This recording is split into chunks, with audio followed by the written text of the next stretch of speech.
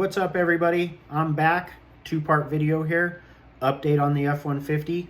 Was it a mistake? And two is some things that you may want for selling cars, may need. So stick around, find out what you guys think about the video. Starting off, the F-150 ended up being an absolute basket case. It had a few issues that I knew of and developed a few more along the way home. It sprung a coolant leak, ended up with an engine misfire. I didn't want to deal with it, so I washed my hands with it. I posted it with the issues that it had, and it still sold. In my original video about the truck, I did say I was a little leery about it, but I also said that I knew I bought it at a good enough price that I could break even. That's something to think about because things may come up, and they do come up, and if you don't want to deal with it, know that you bought that vehicle at a good enough price that you're not going to just completely lose your ass on. So that's key in as far as buying these vehicles like that. I only made a couple $100, not very much, but I didn't have the car for more than 48 hours. So not too bad. Moving on to the second part of the video, some things that you may need or want. One I feel is most important is a scan tool. Having these scan tools is essential for knowing exactly what the engine, codes are throwing. So if you're not too car savvy, one of my customers the other day had one called Blue Driver that they got off of Amazon. It was a pretty nifty little scanner. It was pretty much dummy proof, not saying that you guys would be dummies, but some people just aren't as car savvy.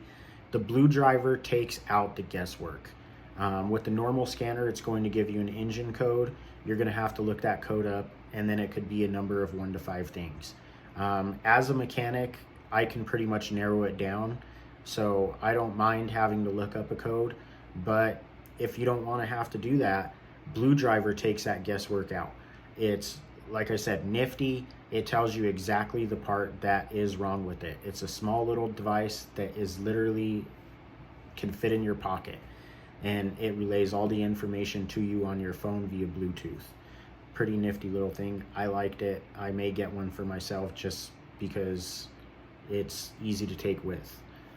My scanner's a little bit larger, and I like that because it also has the ability to run tests and get live data feed on the engine running or the transmission shifting. Like I said, if you're a little bit more mechanically inclined, those are just good to have. Number 2 is a jump box. Those are also nifty. I think they're good to have in your car anyway. You come up to a car that has a dead battery, you can jump it. And that's just key. Sometimes these cars that you go look at, they've been sitting a while and people don't care. So the batteries are dead, easy to jump them. Moving on from that is a truck and a trailer. That's something that I am working towards right now. I don't have one, and I'll tell you, I think that that's going to give you your biggest profit margins. Here's why. I've lost out on a few good deals because I have to wait for somebody to be available to come with me to look at the car so that I can buy it and then drive it home. If you have a truck and a trailer, you drive out there, you buy it, you load it up. Make sure you're the first one there. You get the good deals that way.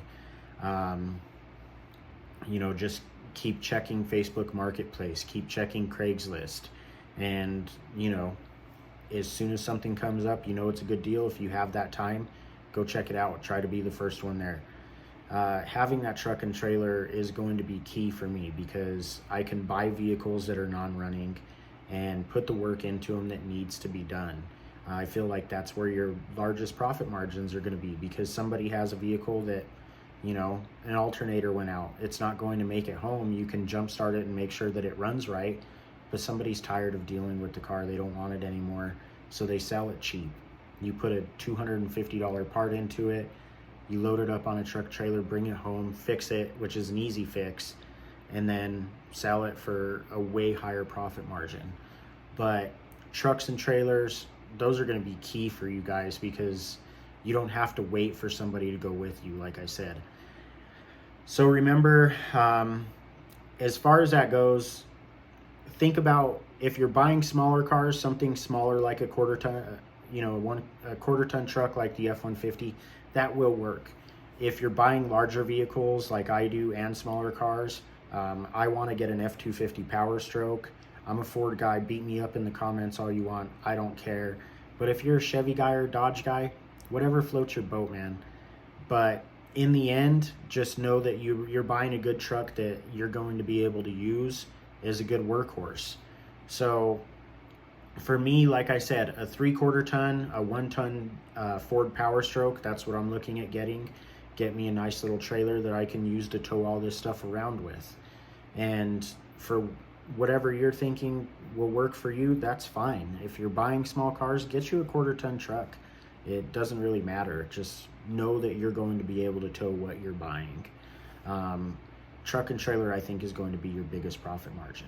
If you guys have any questions as far as what you want to know about the ins and outs of flipping cars, if I'm missing something, feel free to leave a comment down below. I'll try to do a video on it and answer your guys' questions. Also, Ford, if you see this and you want to sponsor me, get at me because I could use a truck. Blue Driver, if you want to sponsor me, I'll buy one of your product. We can do some review videos on it and go from there. However, don't forget to like and subscribe. Leave comments down below. Share the video. Help this channel blow up. And we'll continue moving on with selling these cars, guys. Everybody have a good night.